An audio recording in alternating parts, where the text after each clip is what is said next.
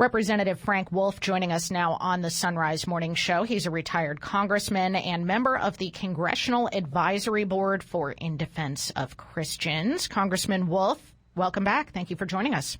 Good morning. Good to be with you. Thank you.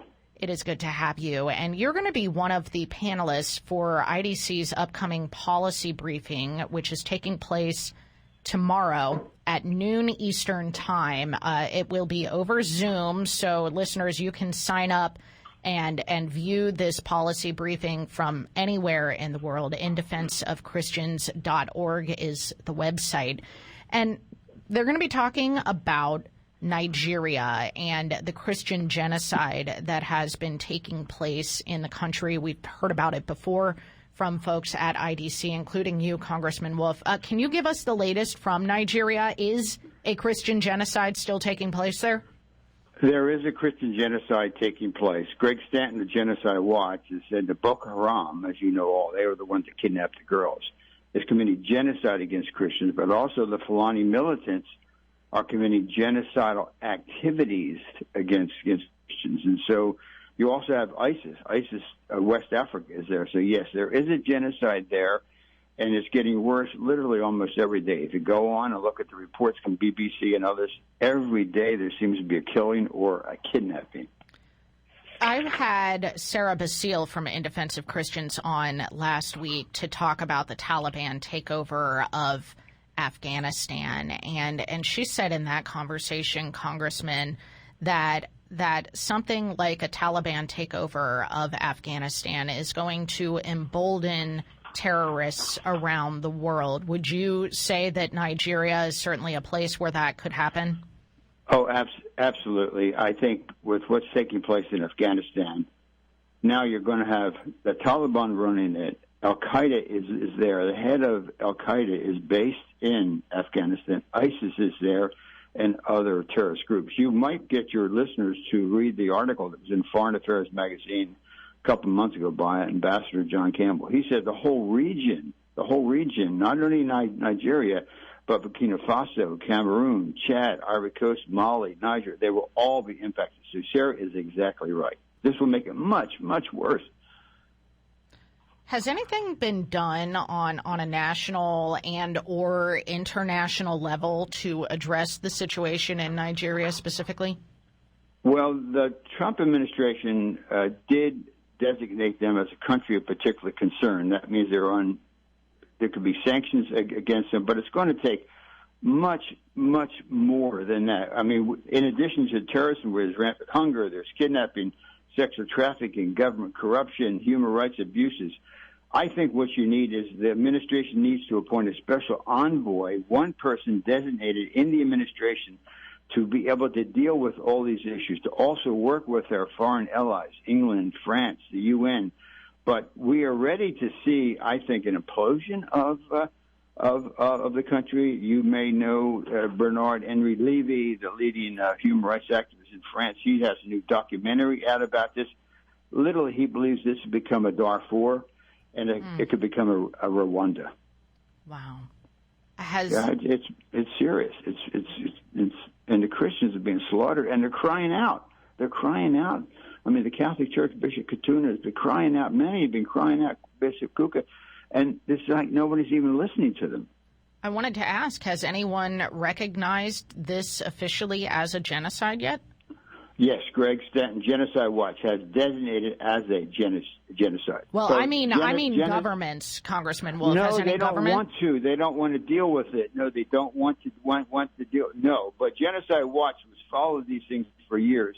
It meets all the definition of a genocide. It is genocide. Boko Haram is committing genocide against Christians, period.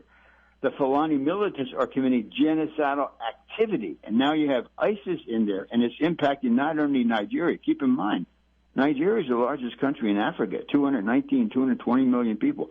So goes Nigeria. So goes all of West Africa. So the impact this will have on all of the surrounding countries. But yes, it meets the Raphael Lemkin definition of genocide. And for some reason, the State Department is just ignoring it. Frankly, I think the American embassy in Nigeria is missing it, and they've been missing it for several years.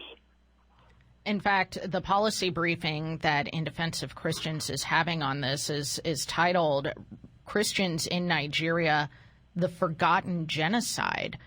Who will be taking part in this, and what will you have to say specifically, Congressman Wolf? Well, basically, they have a number of experts who understand what's going on. I will literally be telling what is taking place, the definition of genocide, how it is, what's taking place with regard to hunger and trafficking and corruption in the Nigeria military, and what I think needs to be done. Because, we can talk about this, but the government, this administration, needs to appoint one person to coordinate the activities, all of our activities, because the activities are both dealing with terrorism, dealing with the intelligence community, dealing with the defense community, dealing with the hunger. Massive hunger.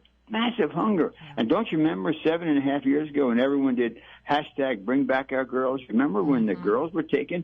Now they've all been all those people that did hashtag bring back our girls have an obligation to continue to work on this. But kidnapping now, so to sort of lay out where we are, but I think you need one person designated by the administration as a special envoy, similar to what President Bush did with Senator John Danforth when he appointed him the special envoy for Sudan, to coordinate all the activities of our government and to work with the French government and to work with the British government and to work with the UN. It's just going to take that, because where's AID? Where's the Agency for International Development? And don't forget, we had 4 soldiers killed in Niger several years ago, and now this will be what's taking place in Afghanistan will have an impact. So I would hope, and I would stress, that the administration needs some positive things, not just talk about it. What are they going to do to stop the genocide? Otherwise, many people believe that this country will implode. And do you remember that when Rwanda was so bad, cables were coming into the State Department. They did nothing. To Bill Clinton's credit, he flew to Rwanda near the end of his term and apologized to the Rwandan people for doing nothing. Mm-hmm. This is a genocide and should be dealt with now by one person who can coordinate the activities of this administration. You don't think it's too late? I don't think it's too late. My goodness, it's not too late. I mean, if you actually have another Rwanda where bodies are floating down the rivers and everything, no, it's not too late. Although the people are being very discouraged. I mean, the Christians in Nigeria are some of the finest people. The strength, their faith, but they're looking for hope. They're looking for the West to do something, and not much happens unless the United States government takes the lead. We see now what's taking place in Kabul. If the United States isn't involved in doing something, it doesn't happen, for good or for bad. So one person with the support of the Secretary, with the support of the President. And keep in mind, when John Danforth was appointed by George W. Bush, that appointment was in the White House, in the Rose Garden. So that sent a message to the Sudanese government and all our allies. This person is the person we want to work with. We got to solve this problem. And Senator Danforth did, and it can be done again. So they better act quickly.